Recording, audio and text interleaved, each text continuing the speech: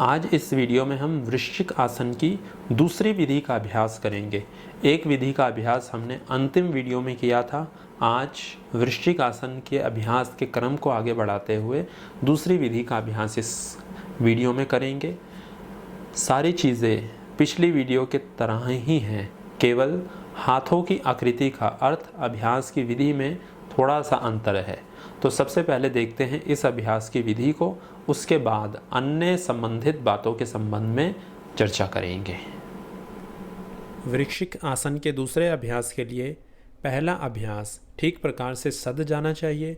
शीर्ष आसन का अभ्यास आ जाना चाहिए और शरीर के ऊपर इतना संतुलन हो कि अभी जिस प्रकार वीडियो में दिखाया जा रहा है उस प्रकार से आप एकदम से ही अपने पूरे शरीर का संतुलन हाथों के ऊपर बना सकें।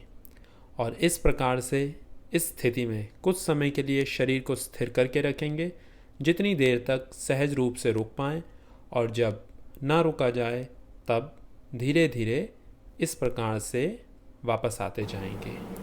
वृश्चिक आसन का अभ्यास उच्च आसनों की श्रेणी के समूह में आता है, इसीलिए इस आसन को केवल वीडियो देखकर ना करें, क्योंकि सिर्फ वीडियो देखकर करने से यदि विधि आपकी ठीक नहीं है और ठीक प्रकार से आपने अभ्यास नहीं किया तो आपको हानि होने की पूरी संभावना होती है।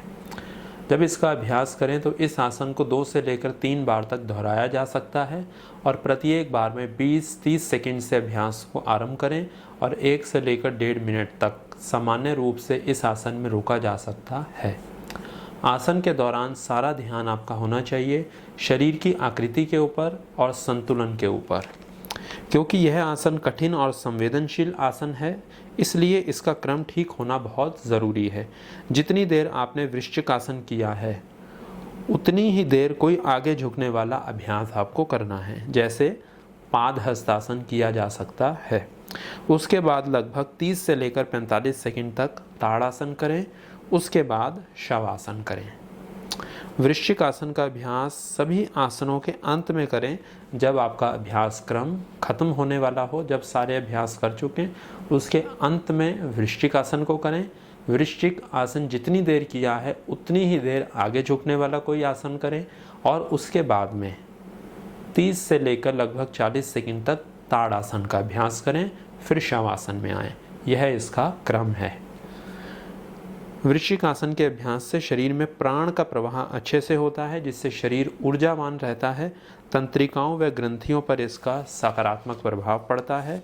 इसके अभ्यास से शरीर की मांसपेशियां बलवान बनती हैं, विशेष रूप से भुजाएं, कंधे, कलाइयां, हथेलियां और रीढ़ की हड्डी पर इसका प्रभाव पड़ता है।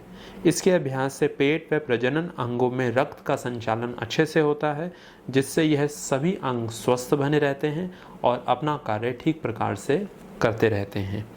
इस आसन में जब पैर को सिर के ऊपर की तरफ लेके आया जाता है तो यह प्रतीक है अपने अहंकार, क्रोध, घृणा, ईर्ष्या व वासनाओं को नष्ट करने का। सावधानियों के रूप में इतना ध्यान रखें, उच्च रक्तचाप, हृदय रोग, चक्कर आना, सिर में दर्द रहना, दौरे पड़ना, शरीर कमज़ोर होना, ऐसी समस्याएं होने पर इस अभ्यास को ना करें। शुरुआत में इसका अभ्यास दीवार के पास रहकर करें, जिससे आपको दीवार का संतुलन मिल जाए जब इसकी आवश्यकता हो। आसपास में कोई और सामान ना हो, जिस प्रकार से मेज़, कुर्सी या अन्य कोई सामान ना हो, जिससे यदि आपका संतुलन बिगड़े तो आपको चोट ना लगे। और शुरुआत के दिनों में जब इस अभ्यास को आप करें तो अपने चेहरे के नीचे एक कंबल या किसी पतले गद्दे को रख सकते हैं, जिससे हाथों के नीचे नहीं, चेहरे के नीचे रखें, जिससे यदि संतुलन बिगड़ता है तो आपके चेहरे को चोट ना पहुँचे।